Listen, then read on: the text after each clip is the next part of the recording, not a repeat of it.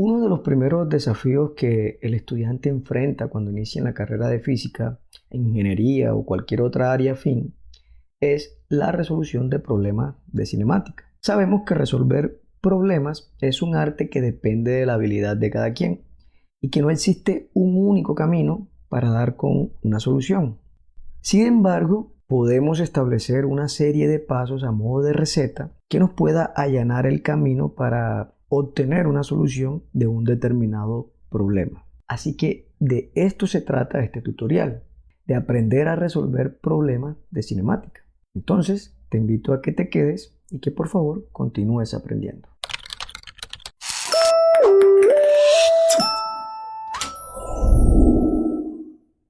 A continuación menciono brevemente esta serie de pasos y pasamos a aplicarlos a varios ejemplos. El primer paso es la conceptualización del problema. Obviamente esto está íntimamente relacionado con su comprensión lectora.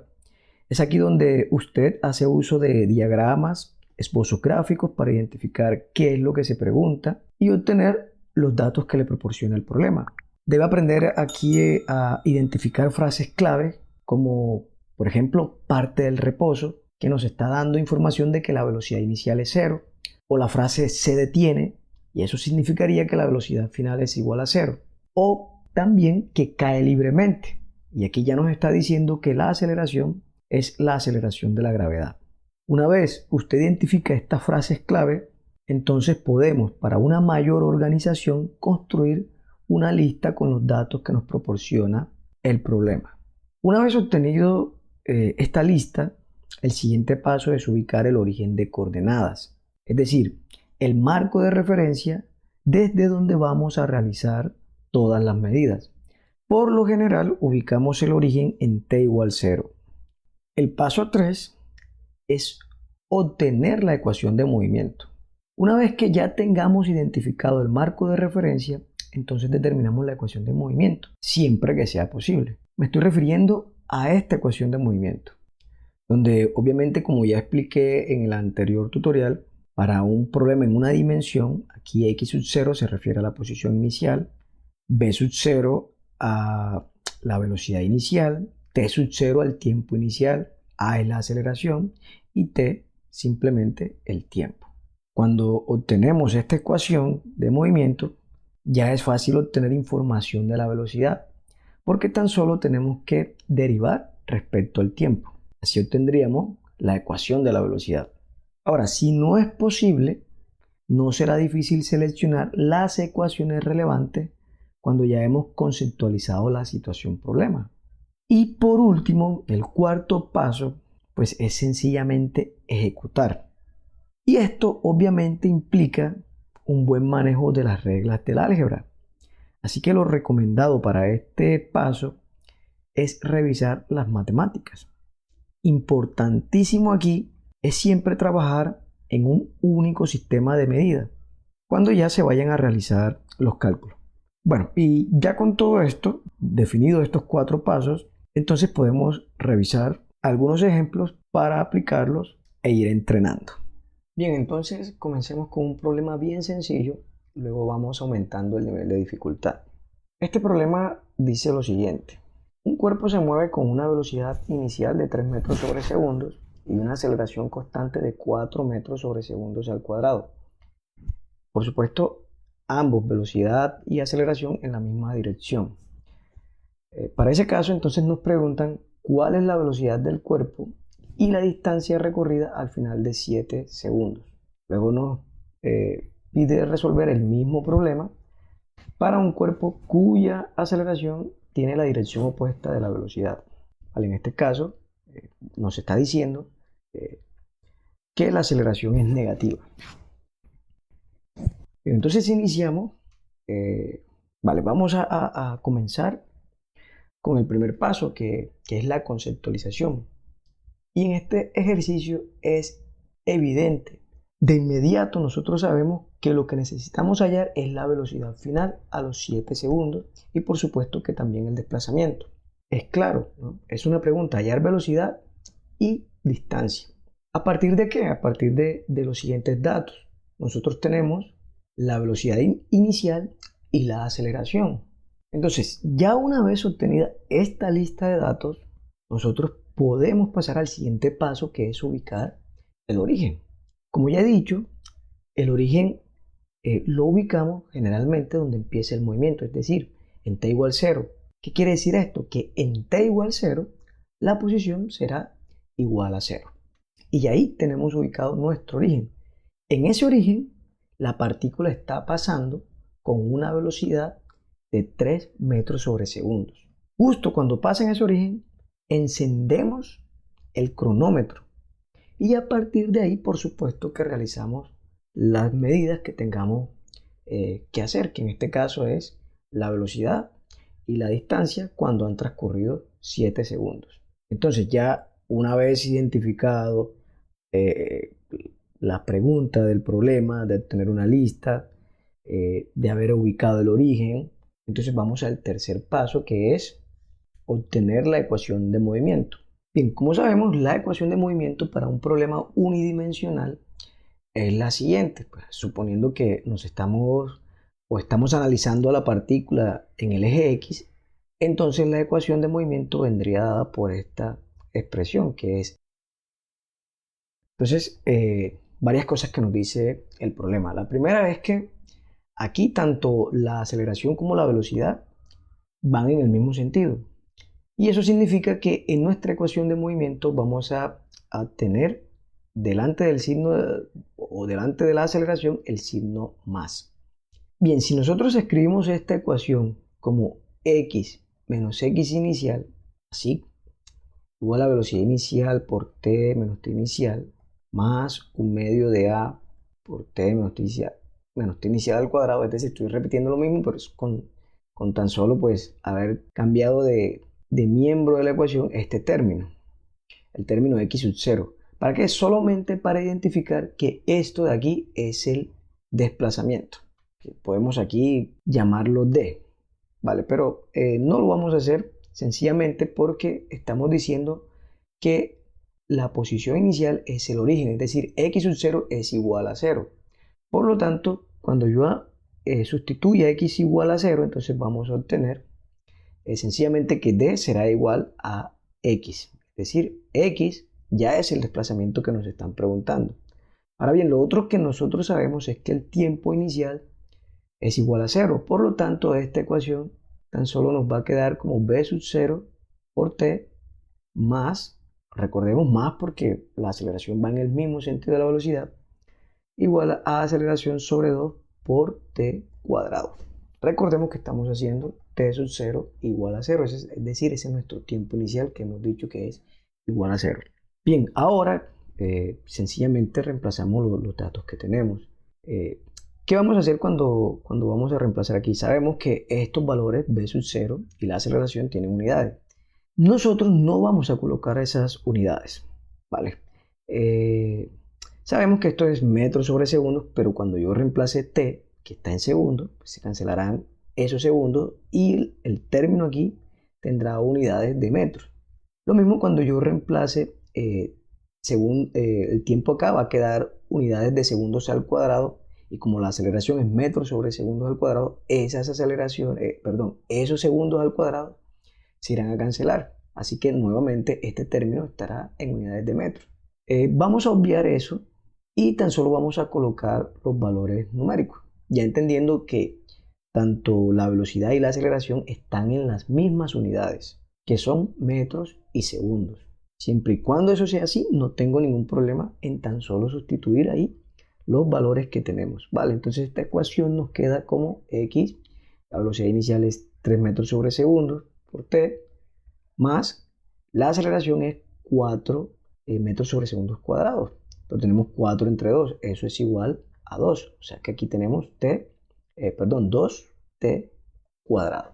Y esta de aquí es nuestra ecuación de movimiento para un movimiento uniformemente acelerado en una dimensión. Otra cosa que tenemos, que podemos calcular inmediatamente a partir de esta ecuación, es la velocidad, que también es algo que nos están preguntando, la velocidad en función del tiempo. Entonces eso es tan solo derivando la posición o la ecuación de movimiento con respecto al tiempo. Así que si derivamos esto con respecto al tiempo, ya sabemos que la derivada de este término nos daría simplemente 3, más la derivada de este término nos estaría dando, bueno, esto es 2 por 2, sería 4 por t. ¿Vale? Y miren, esto es la ecuación de la velocidad para un movimiento uniformemente acelerado, perdón, donde tenemos que este valor de aquí es la velocidad inicial, más este valor de acá es la aceleración multiplicada por el tiempo. Una ecuación que ustedes conocen desde el bachillerato. Como ven, no he tenido necesidad ni siquiera de grabármela, tan solo ha resultado de la derivación con respecto al tiempo de la función posición. Bien, entonces ya tenemos estas dos ecuaciones que son las claves, ¿no? Para hallar el desplazamiento o la distancia y la velocidad cuando han transcurrido 7 segundos. Entonces empecemos con la posición o el desplazamiento. Y aquí, bueno, no quiero que confundan posición con desplazamiento. Lo que sucede es que aquí, en este caso, la posición final coincide con el desplazamiento porque la posición inicial ha sido el origen, ha sido 0. Entonces, obviamente, esa posición final menos esa posición inicial es la misma posición final, ¿vale? Solo porque el origen es igual a 0. De no ser el origen o de no ser nuestro punto de partida igual a 0, pues entonces habría que restar ese valor de posición inicial. ¿Vale? En este caso, la posición, repito, coincide con el desplazamiento. Bien, y ahora sí, el último paso, que es ejecutar. Tan solo es sustituir el valor t igual a 7 segundos. Entonces empecemos con la primera, que es la posición, ¿vale? Eso es, vamos a poner aquí paréntesis de t igual cuando vale 7 segundos. ¿Vale? Recuerden, estoy obviando las unidades. Entonces aquí tenemos 3 por 7, ¿verdad? Más 2 por 7 al cuadrado. Así de sencillo, y tan solo es operar esto. Es decir, aquí tenemos 3 por 7, 21. Ya sabemos que este resultado es en metros, que era lo que les decía.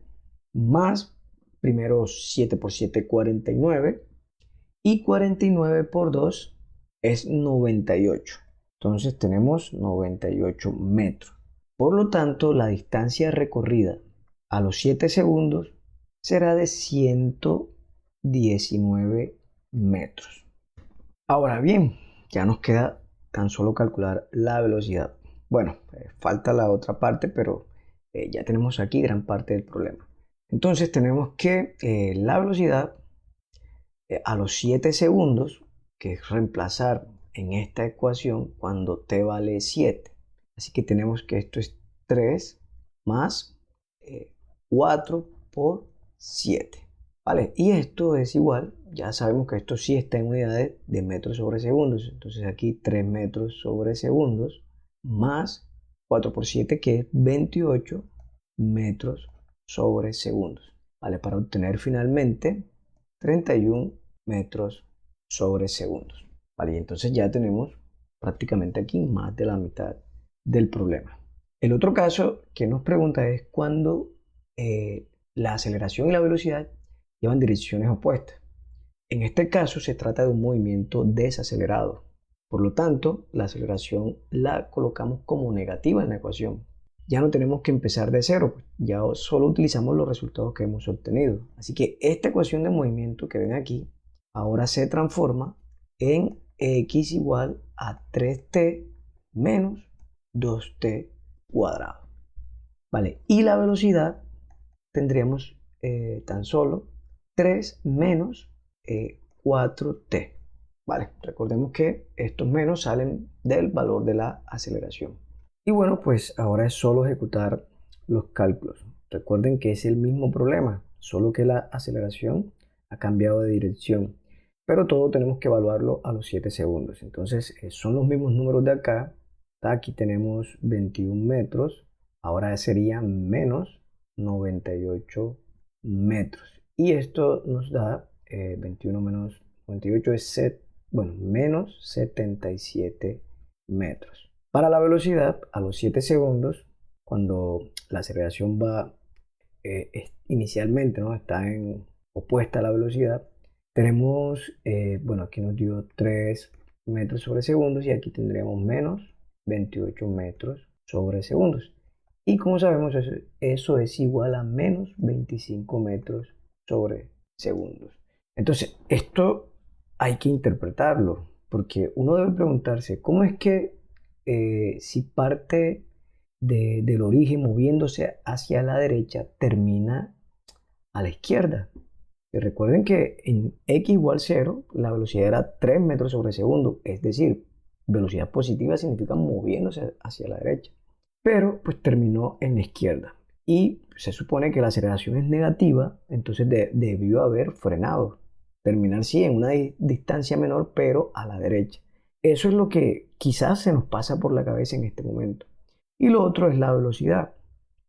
Aunque aquí vemos que en valor absoluto ha disminuido 25 metros sobre segundo, debemos notar que si vamos aumentando el tiempo, este valor se va haciendo más grande, entonces realmente no se está deteniendo. Entonces aquí ha debido pasar algo. Y por supuesto que sí.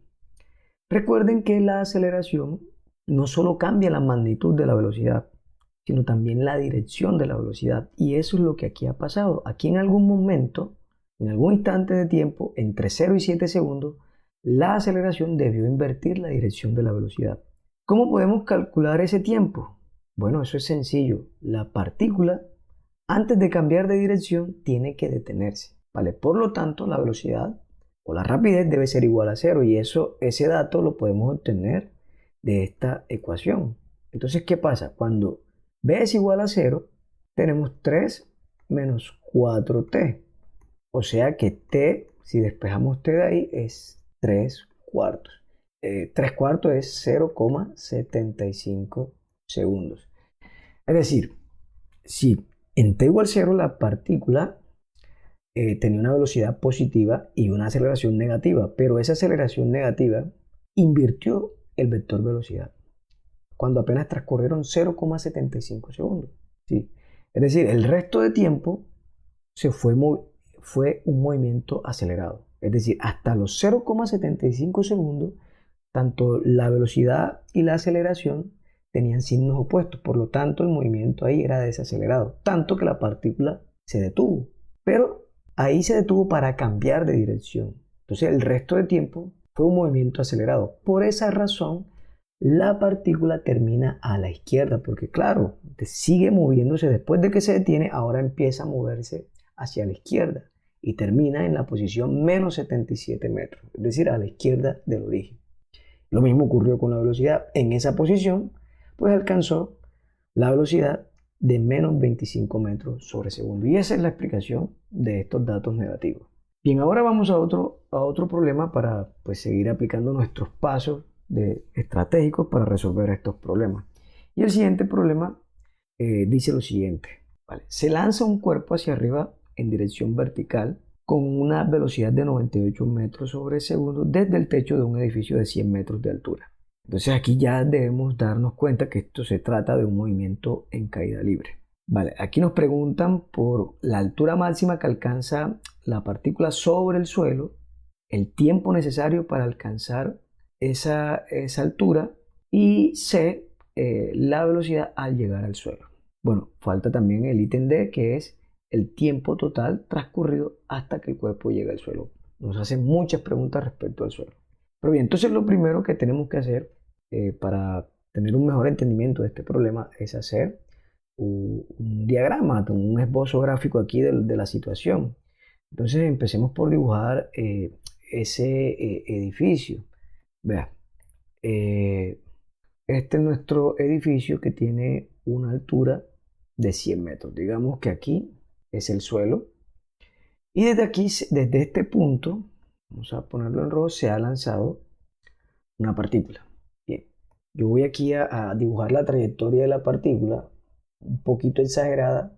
Y digo un poquito exagerada porque voy a hacer esta curva aquí, como si se tratara de una parábola, pero en realidad esto no es correcto, porque el movimiento es en una línea recta. Es decir, si la partícula se lanzó, digamos, aquí, hizo este recorrido en línea recta y luego bajó por el mismo camino, ¿vale? No hice esta curva aquí. Solamente la hago así para pues, poder distinguir la trayectoria de subida y la de bajada. Solamente por eso, pero el movimiento fue en una sola línea recta. Por lo tanto, esta curva no debió aparecer.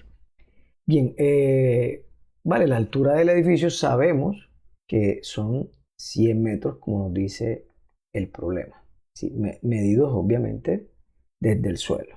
Entonces, ya con esta situación, pues podemos entender un poquito los datos que nos dan. Nos dicen que en t igual 0 se lanza la partícula con una velocidad, llamemos esa velocidad inicial v sub 0 y es igual a 98 metros sobre segundos.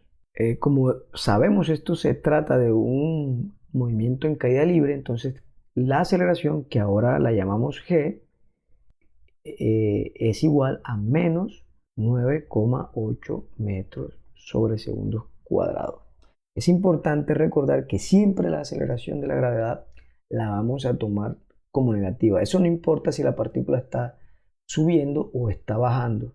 Siempre, ya sea el caso de que la partícula suba o baje, siempre la gravedad la usamos como negativa. Eso nos va a evitar esas confusiones que algunos profesores del bachillerato pues le generan a los estudiantes. Ahora bien, tenemos aquí una altura de 100 metros y esa altura pues tenemos que relacionarla con nuestro origen de coordenadas. Entonces, ya estamos en el paso 2, ¿verdad? Que es elegir el origen de coordenadas. Entonces, como hemos dicho anteriormente, generalmente se coloca el origen de coordenadas cuando inicia el movimiento, es decir, en t igual 0. En este caso, como el movimiento inicia aquí arriba, nosotros si queremos, podemos ubicar nuestro origen aquí, y igual 0.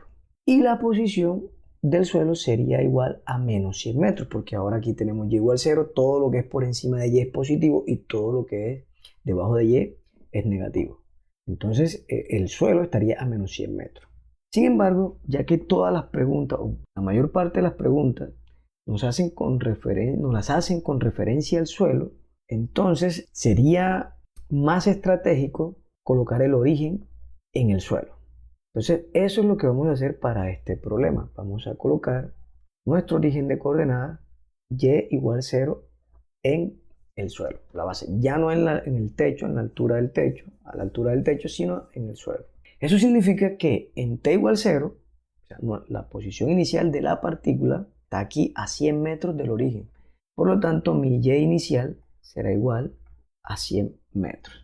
Entonces, bien, ya tenemos el paso 1, que es la recolección de datos, el paso 2, que es escoger el origen de coordenadas y ha sido en el suelo. Por lo tanto, ahora nos queda el tercer paso, que es encontrar la ecuación de movimiento. Entonces, bien, como estamos en una dimensión, ahora pues ya no es el eje X, sino el eje Y, pues la ecuación de movimiento mantiene la misma estructura, solo que cambiamos de nombre, cambiamos X por Y. Entonces tenemos que eso es Y es igual, como el movimiento inicia en t igual 0, ese es otro dato que faltó colocar aquí, entonces este t inicial es 0, este t inicial es 0. Vale. Así que la posición medida desde el suelo en cualquier momento entonces sería 100. Vamos a dejar las unidades por fuera. Aquí tendríamos velocidad inicial que es 98 multiplicado por t menos la gravedad que es 9,8 entre 2, eso es aproximadamente 4,9 y aquí tenemos sencillamente t cuadrado. ¿Ok? Esta de aquí es mi ecuación de movimiento. ¿Que queremos obtener la velocidad? Bueno, pues, la velocidad ya sabemos es la variación o la derivada de la posición con respecto al tiempo y eso significa que esto es 0 porque la derivada de una constante es 0, entonces tenemos aquí 98, que la derivada de t es 1, menos, otra vez multiplicar 2 por 4,9, es decir, regresamos a 9,8 por t. Y listo, tenemos dos ecuaciones muy importantes. Entonces ahora vamos a ejecutar, es decir, a resolver cada una de las preguntas. Entonces, en el ítem A me están preguntando cuál es la altura máxima medida desde el suelo. Entonces, claro, la partícula obviamente arranca con una velocidad que es contraria a la aceleración. Entonces tenemos un movimiento desacelerado. la velocidad positiva y la aceleración negativa. Ese movimiento es desacelerado, por lo cual la partícula en algún momento se irá a detener, alcanzando una altura máxima. Entonces vemos que tenemos que relacionar la altura máxima con una velocidad igual a cero. ¿Sí? Esto solo, bueno, esto en caída libre, ¿cierto? Bueno, una vez tenemos esto, entonces, claro, ya yo puedo obtener el tiempo en que alcance esa altura máxima. ¿Y por qué necesito el tiempo? Porque, bueno, la altura máxima significa encontrar la posición, está relacionada con la posición. Esta ecuación es la que me va a dar la altura máxima. Por esa razón tengo que calcular el tiempo para sustituirlo aquí y obtener el valor de esa altura máxima. Obviamente, como medida desde el suelo ya está incluido estos 100 metros. Recordemos, si esta es la altura máxima, entonces desde aquí empieza un movimiento, recorre esta distancia que no sabemos, todavía no sabemos qué es, llamémosla D, ¿cierto? Pero como estamos midiendo desde aquí, ya le estamos sumando estos 100 metros. Entonces este valor inmediatamente, o sea, esta ecuación inmediatamente nos dará esta distancia desde el suelo hasta que alcance la altura máxima. Bien, entonces nos queda es calcular ese tiempo antes de calcular esa altura máxima. Y ese tiempo, como dije, pues lo vamos a calcular cuando la velocidad sea cero. Es decir, vamos a usar esta ecuación. Entonces, claro, si sustituimos b igual 0, esto es igual a 98 menos 9.8t. Entonces, despejando el tiempo de aquí, vamos a encontrar que esto es igual a 98 sobre 9.8. Y esto, por supuesto, es igual a 10. Las unidades, por supuesto, que es el segundo. Entonces tenemos 10 segundos. La partícula alcanza la altura máxima cuando transcurren 10 segundos. Por lo tanto, la altura máxima pues será cuando reemplacemos t igual a 10 segundos en la ecuación de la posición. Entonces tenemos aquí 100 metros. Ya sabemos que, bueno, vamos a colocar primero 98 por 10.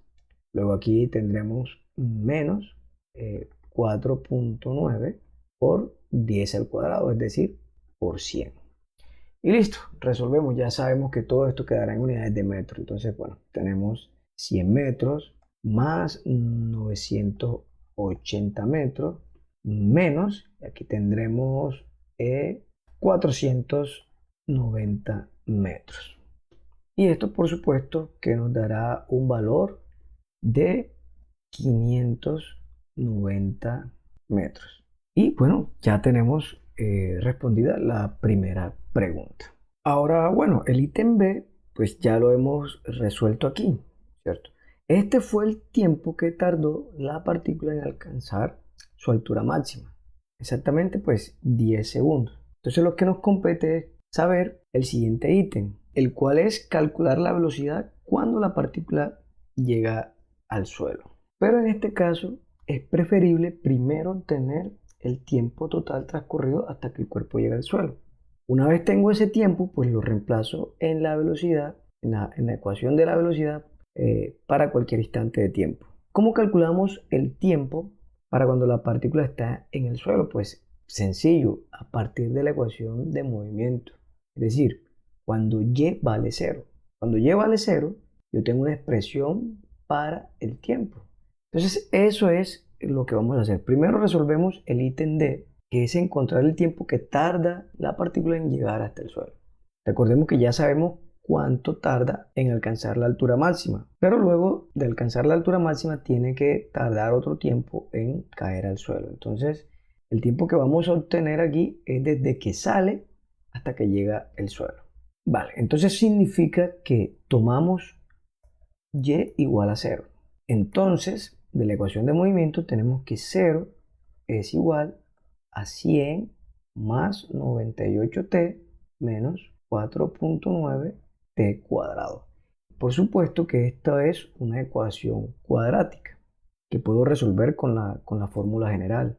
Es decir, esta es una ecuación de la forma la cual usted puede resolver para cada raíz. Como es cuadrática, tiene dos raíces, entonces tiene x más menos igual a, bueno, como acá nos queda en el tiempo y para que usted no se pierda vamos a usar la variable t.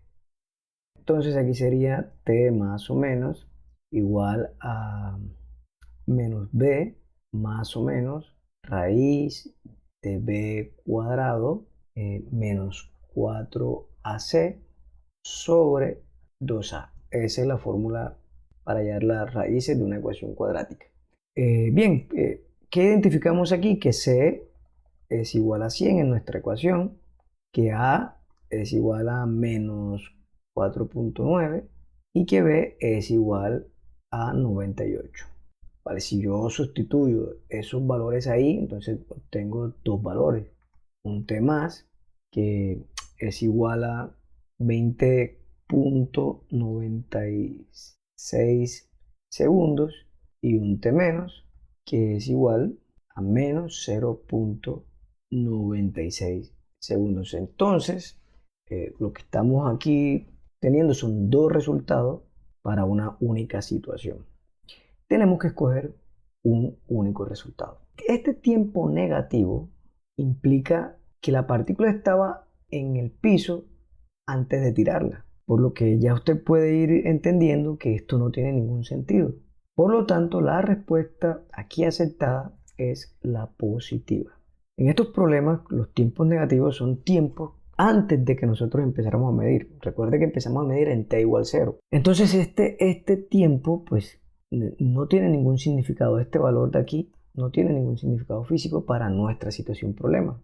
Por supuesto, claro, en 10 segundos alcanza la altura máxima, pero luego tarda un poco más de 10 segundos en caer hasta el piso.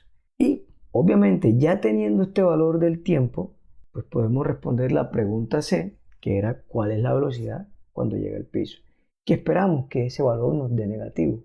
¿Por qué nos tiene que dar negativo? Porque cuando cae acá, pues viene en sentido negativo. Justo cuando golpea aquí, lo hace con una velocidad y se va moviendo en el sentido negativo de la Y, pero a favor de la aceleración de la gravedad. Por eso impacta con una velocidad.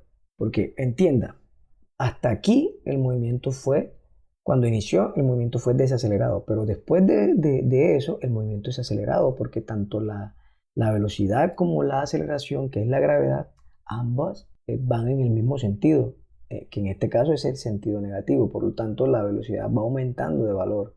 Miren que aquí llegó a 0 y luego termina en el suelo con una velocidad, bueno, que iremos a calcular ahora. Esa velocidad, bueno, ya sabemos que será, estoy usando esta ecuación. Aquí nuevamente marco ahí, que será 98 menos 9.8 por 20.96 segundos. Y todo esto me da un valor de menos 107.41 metros sobre segundos. Como ya había advertido, el valor es negativo. Y de este modo pues terminamos este ejemplo. ¿Qué hubiese ocurrido si el origen lo trabajamos acá desde el punto desde donde se lanza la partícula, es decir, desde el techo? Pues la ecuación de movimiento habría quedado de esta forma. Y igual, la posición es 0 en t igual 0, entonces eso sería 0, ¿verdad? Y tendríamos la velocidad, que es 98 por el tiempo menos la gravedad dividido entre 2, que es 4.9 t cuadrado. Esa sería la ecuación de movimiento. ¿Pero nos llevaría a resultados diferentes? No, claro que no. Porque yo debo tener en cuenta que cuando vaya a calcular, por ejemplo, el tiempo cuando la partícula llega al suelo, pues yo debo colocar que para ese tiempo la posición es igual a menos 100 metros. Es decir, porque estaría por debajo del origen. Y el piso, en este caso, se encuentra por debajo del origen, a menos 100 metros. Entonces, cuando fuese a calcular los valores que me preguntan en relación al suelo, debo tener en cuenta que la posición del suelo es menos 100 metros. Eso sería todo. Y lo dejo como desafío para usted, para que lo resuelva y pues me comenta si quiere ahí en la caja de comentarios. Bien, entonces vamos a un último problema, digamos que un poco más complicado, pero ya se irán dando cuenta que esto ya no está siendo tan complicado. Y se trata de dos partículas, que siempre hay problemas muy interesantes con dos partículas. Entonces, veamos ese ejemplo. Bien, ya finalizamos con este ejemplo y dice lo siguiente. Tenemos dos autos, A y B, que se mueven en la misma dirección. Cuando t es igual a 0, sus velocidades respectivas son 1 pie sobre segundo y 3 pies sobre segundos. Y sus respectivas aceleraciones son 2 pies sobre segundos cuadrados y 1 pie sobre segundo cuadrado. Si el auto A se encuentra a 1.5 pies delante del auto B cuando t es igual a 0, pues calcular cuándo se encontrarán lado a lado. Entonces bien, este primer paso es de entender qué es lo que se nos pregunta, o sea, la contextualización del problema y obtener la lista de datos que nos da el problema. Entonces bien, ¿qué se nos está preguntando? Pues cuándo estarán lado a lado, pero como estamos hablando de un movimiento rectilíneo, ese lado a lado pues se traduce como que la posición de A sea igual a la posición de B. Listo, eso es lo que nos están preguntando, ¿cuándo las posiciones de ambos son iguales? Entonces bien, empecemos ahora a realizar esa lista de datos. Como tenemos dos autos, sería bueno primero escribir para cada auto. Entonces, para el auto A vamos a tener esta serie de datos que son en t igual 0, o sea, en t inicial, o en t sub 0, que es igual a 0, la velocidad del auto A es 1 pie por segundo. Entonces escribamos aquí, velocidad inicial de A es igual a 1 pie por segundo. La aceleración de este auto, la aceleración del auto A sería igual 2 pies. 2 pies por segundo cuadrado. Entonces para el auto B tenemos que en t igual 0, la velocidad inicial de B es igual, aquí tengo 3 pies por segundo. Y la aceleración del auto B es igual a 1 pie por segundo cuadrado. Hay un dato interesante que es que el auto A se encuentra a 1.5 pies delante del auto B cuando t es igual a 0. Ya tenemos prácticamente la lista de datos, pero antes para terminarla, vamos a establecer el origen de coordenadas. Y por supuesto, pues aquí va a resultar bastante ventajoso colocar ese origen de coordenadas cuando inicia el movimiento, en t igual 0. En t igual 0 se tiene a B y a 1.5 pies delante de B. Básicamente lo que tenemos es lo siguiente, o sea, si hacemos un pequeño diagrama, aquí está el auto B en t igual 0 y obviamente en ese punto pasa con una velocidad de 3 pies por segundo y en ese mismo instante t igual 0 el auto A se encuentra a 1.5 pies delante de B.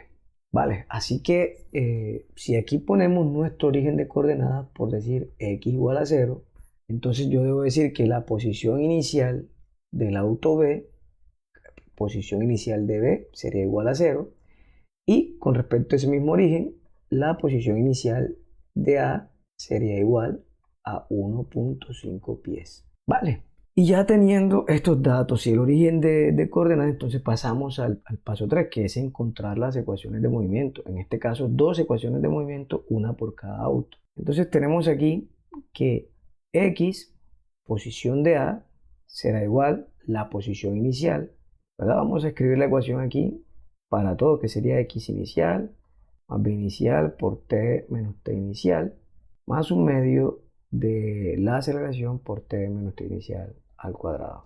Pero bien, estamos diciendo que T inicial es igual a 0. Bueno, y aquí usted se preguntará si siempre, acaso el tiempo inicial siempre será 0. Y la respuesta es que no. Puede ser el caso en que uno de los autos parta 5 segundos después. Entonces, por esa razón, siempre es importante colocar este t menos t inicial, pues para que una vez obtengamos esos identificados esos tiempos iniciales, pues podamos saber si uno es 0 y el otro es diferente de 0. Entonces, bien, en este caso para ambos es igual a 0 porque ambos, todos inician el movimiento en un mismo tiempo, ¿sí?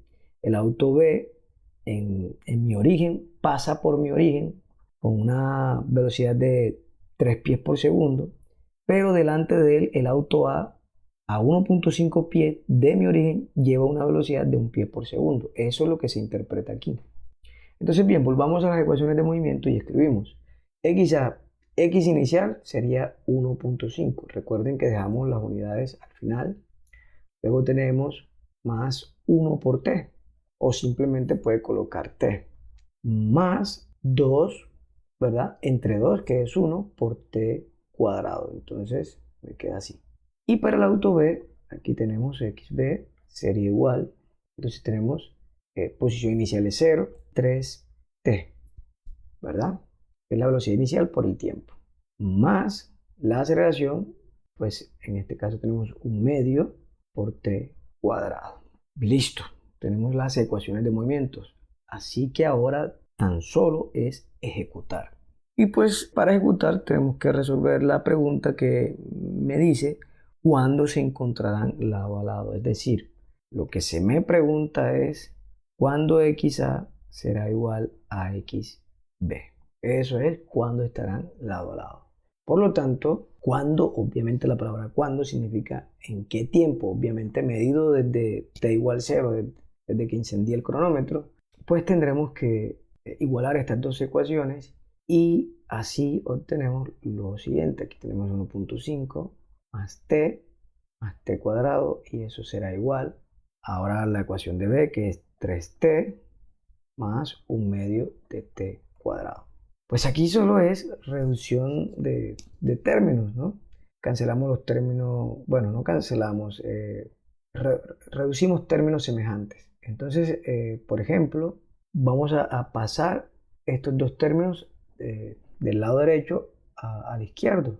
Así vamos a tener que t cuadrado menos 1/2 de t cuadrado es sencillamente pues 1/2 de t cuadrado. Luego tenemos este 3t pasa a negativo, o sea que será menos 3t más t, pues ya tenemos menos 2t.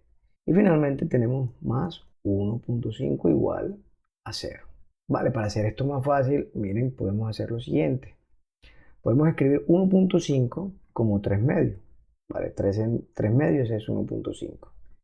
¿Por qué lo hago? Porque así yo puedo multiplicar toda esta ecuación por 2. Y si yo multiplico toda la ecuación por 2, ¿verdad? Si yo hago esto, entonces aquí me queda 2 sobre 2, me quedaría simplemente, ya que 2 sobre 2 es 1, 1 por t cuadrado es t cuadrado, aquí me quedaría menos 4t, y aquí me quedaría 2 por 3 medios, pero eso significa que se cancelan los 2, entonces me quedan simplemente 3. Y esto igual a 0 porque 2 por 0 es 0.